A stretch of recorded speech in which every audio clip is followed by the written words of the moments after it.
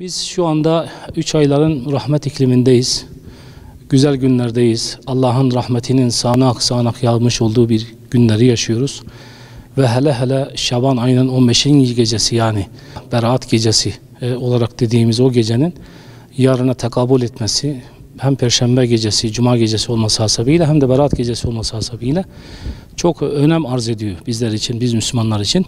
Şöyle söyleyeyim, Cenab-ı Hak biz kullarına bizleri affetmek için türlü sebepler halk ediyor. Ben bu 3 ayları bu şekilde değerlendiriyorum. Yani Cenab-ı Hak bizlere diyor ki, kulum işte 3 aylar geldi, Recep ayı geldi, Şaban ayı geldi, Ramazan ayı geldi. Bu 3 ayları inşallah kendine öyle bir program dahilinde çiz ki, rahmetim seni öyle bir kuşatsın ki, öyle bir güzel günler yaşa ki, yani karşılığında benim rızamı kazanmış olasın, benim cennetimi kazanmış olasın diye bizleri teşvik eden günlerdir bu günler. Berat gecesi dediğimiz, berat demek kurtuluş demektir. Yani günahlardan arınmak demektir. Ondan sonra beraatini almadır. Ben yine şunu şöyle diyorum, günah işleyen bir suçlunun hakim karşısına çıkıp da işte günah işlemiş olduğu suçu itiraf edip, işte hakim bey ben bu suçu işledim, keşke yapmasaydım. Ve hakimin de bunu göz önünde bulundurup, işte ben seni affettim, beraatını veriyorum. Beraatını eline verip o suçlu insanı geri göndermesidir. Teşbihte hata olmasın. Cenab-ı Hak da bizlere işte kulun işlemiş olduğu günahları o gece, ya Rabbi ben günah işledim, keşke yapmasaydım. Keşke yapmasaydım. Bu gece inşallah beraatımı ver diye, yani o hakimin o suçluyu beraat ettirmesi gibi Cenab-ı Hak da bu kullarını inşallah bu gece affedecektir. Ve bu konuda birçok hadis-i şerif vardır. Efendimiz Aleyhisselatü Vesselam şöyle buyuruyor. Diyor ki Berat gecesinde Beni Kelp kabilesi vardır. Beni Kelp kabilesinin de o günlerde Mekke'de öyle bir koyun sürüsü vardır ki diyor, dağı taşı almış. Ve öyle bir Cenab-ı Allah Resulü Aleyhisselatü Vesselam öyle bir şeyde bulunuyor ki, diyor ki Beni Kelp kabilesinin koyunlarının kılları adedince Allah Celle Celaluhu insanları affedecek. Öyle bir gecedir Berat gecesi.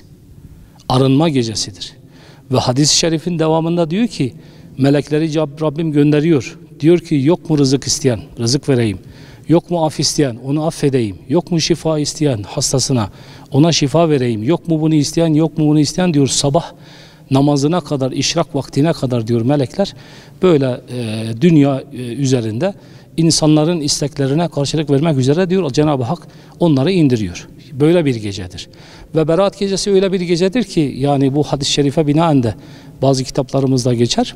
Diyor ki bu gece rızıklar, ondan sonra ölümler, bazı hastalıklar bu gece yazılır.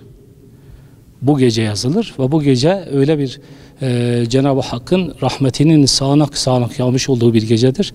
Rahmeti bütün alemi kuşatmıştır. Ve Cenab-ı Hak bu gecede biz kullarına diyor ki, kulum işte aklını başına topla. 1 yıl boyunca günah işledin ya da 50 yıl günah işledin ya da 60 yıl günah işledin. Gel bu gece inşallah bir tövbe istiğfar et.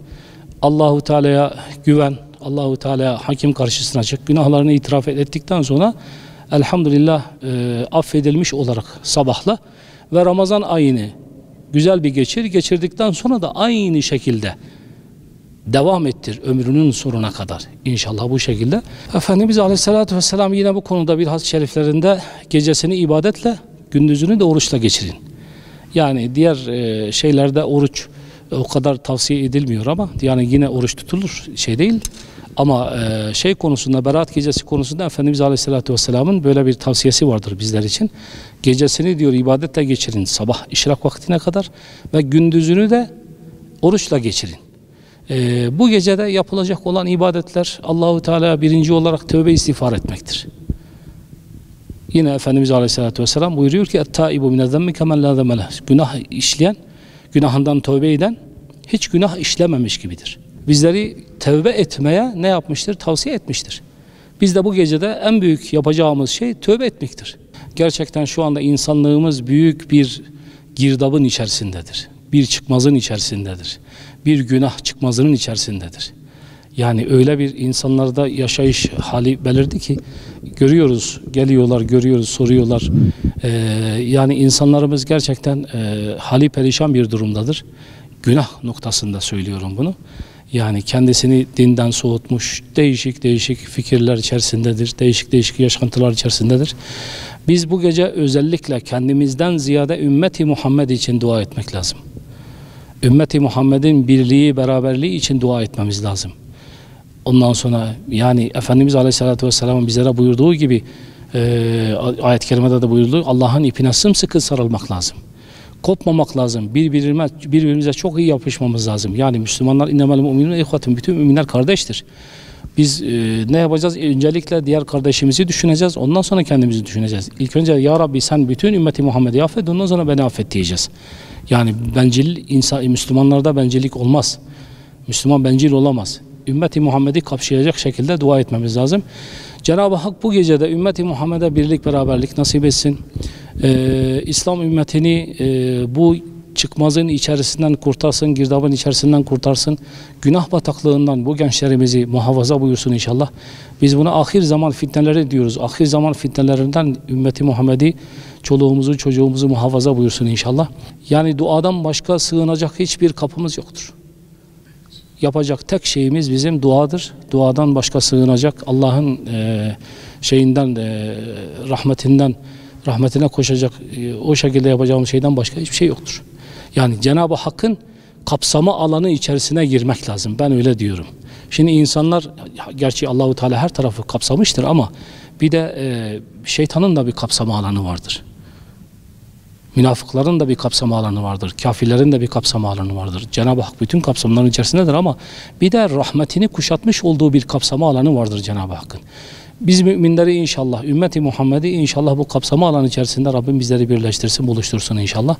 Bu geceler hürmetine özellikle biz Müslümanlara düşen doğruluktur, yalandan uzak durmaktır, zinadan uzak durmaktır, kumardan uzak durmaktır.